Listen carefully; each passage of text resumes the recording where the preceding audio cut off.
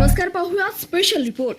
खुर्ची सोडली सिंहासन नाही, 34 वर्ष मातीत राबणारा ग्रामदैव निवृत्त.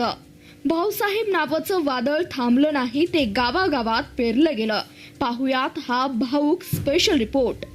आज सांगोला पंचायत समितीचं सभागृह सुन्न झालं, कारण तिथली एक खुर्ची नाही, एक विचारपीठ कायमच रिकाम झालं.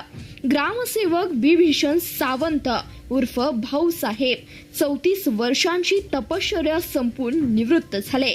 शाल श्रीफळ दिलं, टाळ्या वाजल्या, पण त्या टाळ्यांच्या आवाजात सांगोला तालुक्यातील हजारो कुटुंबांचा हुंदका दडला होता. कारण त्यांचा मायबाप जिवलग संकट मोचक हा खुर्चीवर उठला होता. 1993 एक 22 वर्षाचं पोरग हातात ऑर्डर घेऊन गावात आला. लोक हसले, 2 वर्षात पळून जाईल, पण त्या पोरानं 33 वर्षात ग्रामसेवक या पदाची व्याख्याच बदलून टाकली. त्याने नोकरी केली नाही, त्याने गाव नावाचं कुटुंब सांभाळलं. भाऊसाहेब म्हणजे काय हे 6 पुरावे बघा, डोळे तुमचे नक्कीच पाणावतील. तिसऱ्या दिवशी झाड, मृत्यूवर मात करणारी चळवळ, जिवलग मित्र गेला.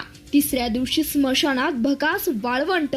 त्याच क्षणी त्यांनी मित्राच्या नावाने वड लावला आणि मृत्यूला आव्हान दिलं, तू माणूस नेशील, मी त्याच नावाने ऑक्सिजन देईल. आज जिल्ह्यात हजारो स्मृती झाड श्वास घेत उभी आहेत. स्मशानात मूर्तीवन झाली. ही चळवळ आता जिल्हा अभियान म्हणून ओळखली जाते. हातात झाडू, साहेबपणाला लाजवेल अशी कृत्य. स्वच्छ भारतच्या नावाखाली साहेब लोक फोटो काढतात. भाऊसाहेब पाटे 5ला उठून स्वतःच्या हाताने गावाचा बस स्टॉप झाडायचे. एक आजी रडत म्हणाली, पोरा तुझ्या हातात झाडू शोभत नाही रे. भाऊसाहेब डोळ्यात पाणी आणून म्हणाले, आजी हा झाडू माझ्या खुर्चीचा पासपोर्ट आहे, तो असेल तरच माझी सही चालते. आज त्याच गावांना हगणदारी मुक्त प्लसचा दमगा आहे. रोजगाराचा कारभार, एकटा माणूस हजारो पोट. बेकार पोरं दारात यायची. भाऊसाहेब डिग्री विचारायचे नाही, धमक आहे का हे विचारायचे.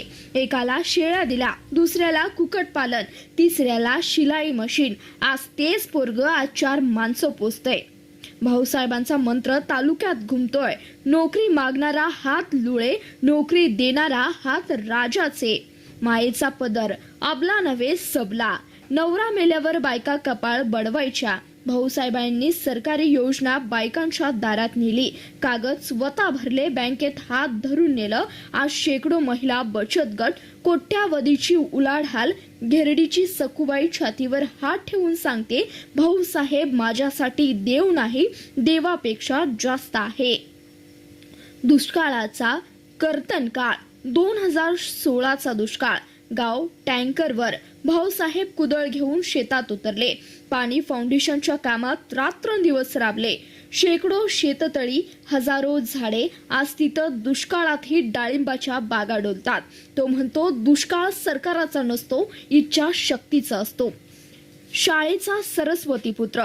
माझ्या तालुक्यात एकही अडाणी राहणार नाही हा वेडा ध्यास. दारोदार जाऊन बापांना दारू सोडायला लावली, पोरांना शाळेत पाठवायला लावलं. स्वतःच्या पगारातून दप्तर, वह्या, गणवेश वाढले. आज नेमकं गाव 100% साक्षर आहे. पण भाऊसाहेबांचं सगळ्यात मोठं पुण्य काय आहे हे त्यांनी लेखणीला धार लावली. CBS न्यूजचे संपादक चांदभैया शेख म्हणतात, आज जे काही आहे ते माणसामुळे.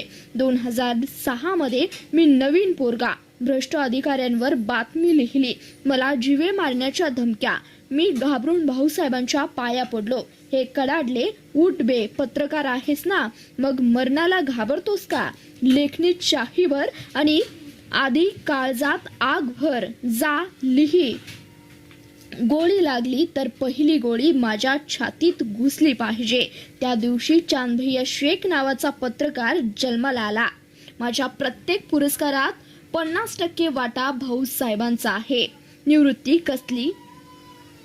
सत्काराला उत्तर देताना भाऊसाहेब गहिवरले.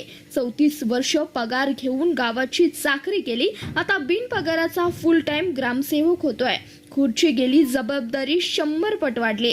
तिसऱ्या दिवशी झाड ही चळवळ आता 36 जिल्ह्यात नेणार. कारण निवृत्ती म्हणजे नोकरीतून सुटका नाही, तर सेवेतून नाही.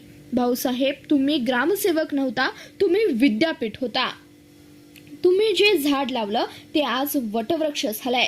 तुम्ही जो झाडू मारला त्याच गावाचं भविष्य स्वच्छ झालंय. आणि तुम्ही जी माणसं घडवली ती आज तुमच्या जिवंत दाखला बनून उभी आहेत. आज सांगोल्याची खुर्ची रिकामी झाली, पण महाराष्ट्राच्या कानाकोपऱ्यात हजारो भाऊसाहेब तयार झाले. तुम्ही निवृत्त नाही झालात, तुम्ही विचार झालात आणि विचार कधीच मरत नाही. तुम्ही ग्रामदैव झाला आणि देवाला रिटायरमेंट नसते बरं का. सलाम तुमच्या कार्याला, झाडूला, झुंजार बायकोला आणि तुम्ही घडवलेल्या माणसांना. धन्यवाद. पाहत रहा CBS न्यूज मराठी.